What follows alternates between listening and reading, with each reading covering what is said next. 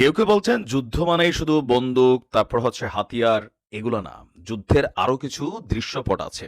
আজকে তুরস্কের president Recep Tayyip এরদোয়ানের প্রতি আমার ব্যক্তিগত জায়গা থেকে সম্মান, শ্রদ্ধা, ভালোবাসার জায়গাটা অনেক গুণ বেড়েছে।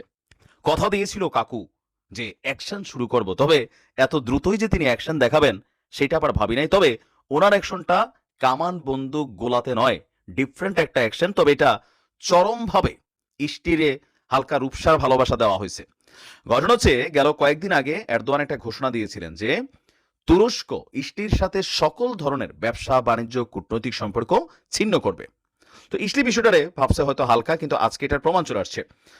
আমরা দেখলাম যে আপনার রয়টার্সের একটা প্রতিবেদন বলছে যে ইসলির সঙ্গে বাণিজ্যিক সম্পর্ক স্থগিত করেছে।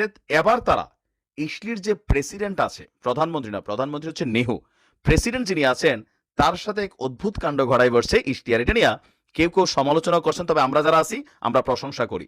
এরদোয়ান বলছেন ইসলির প্রেসিডেন্ট আইজ্যাক হারজগ তিনি আপনার কি বলা হয় যে কপ সম্মেলনে যোগ দিবেন। সেই জন্য তুরস্কের আকাশ সীমা ব্যবহার করে সে কপ সম্মেলনে যাওয়ার জন্য অনুমতি চাইছে। কিন্তু তুরস্ক ইসলির প্রেসিডেন্টকে ইতিহাসে এই প্রথমবারের মতন তাদের আকাশ সীমা ব্যবহারের অনুমতি দেয়নি। আর তুরস্ক এবং ইসলির মধ্যে যে টানাপোড়েনের যে সম্পর্ক, সেটার এই বহিঃপ্রকাশ প্রথমবারের মতন আসলো। ব্রাজিলে G20 সম্মেলনে এরদোয়ান বলছেন কপ সম্মেলনে যোগ দিতে ইসরায়েলের প্রেসিডেন্টকে আমরা আমাদের আকাশ সীমা ব্যবহার করতে দেইনি। আমরা বলছি যে দেখো, তোমরা বিকল্প পথ খোঁজো।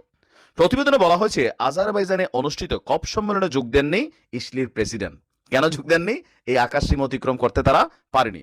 ইসরায়েলের প্রেসিডেন্ট বলছেন যে তুরস্কের এমন আচরণ কূটনীতির বহির্ভূত, পাশাপাশি পরিস্থিতির মূল্যায়নের আলোকে এবং নিরাপত্তার কারণেও আজারবাইজানের জলবায়ু সম্মেলন সফরে তারা বাতিল করেছে। আর আপনার কি বলা হয়েছে, বিবিসি বলছে গত বছর তুরস্ক এবং ইসরায়েলের মধ্যে $700 কোটি বাণিজ্য হয়েছিল।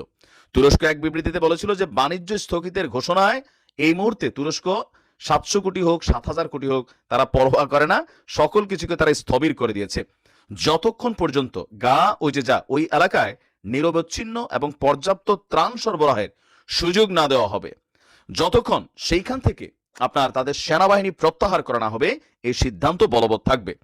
এর আগে সীমিত পরিসরে যখন ইসলির উপর নিষেধাজ্ঞা দিয়েছিল, ইসলি কিন্তু কোনো ধরনের পাত্তা দেয়নি, যার কারণে এবার পুরোপুরি এই নিষেধাজ্ঞা দেওয়া হলো। ইসলির পররাষ্ট্রমন্ত্রী বলছেন তুরস্কের প্রেসিডেন্ট এরদোয়ান একজন স্বৈর শাসকের মতন আচরণ করছেন।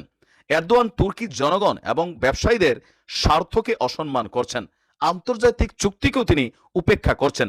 তুরস্কের সাথে বাণিজ্যের বিকল্প খুঁজতে তারা অন্যদিকে চেষ্টা করছে। ধাক্কা সামলাতে স্থানীয় উৎপাদন এবং অন্য দেশ থেকে আমদানির উপর জোর দিয়েছেন। কিন্তু পরিসংখ্যান বলছে তুরস্কের বিকল্প হিসাবে এই মুহূর্তে ইসরায়েলের হাতে খুব বেশি অপশন নেই। সাগরপথ ইয়েমেনের বীরদের দখলে, এখান থেকে কেউ সহজে ঢুকতে চাচ্ছে না। স্থলপথেও চলছে অভিযান যুদ্ধ। তো এই পরিস্থিতিতে তুরস্ক একমাত্র দেশ যারা ইসলিকে সহযোগিতা করতে পারত। আর তুরস্কের এমন সিদ্ধান্তের ফলে ইসলির ভেতরে পণ্যের দাম আকাশচুম্বী।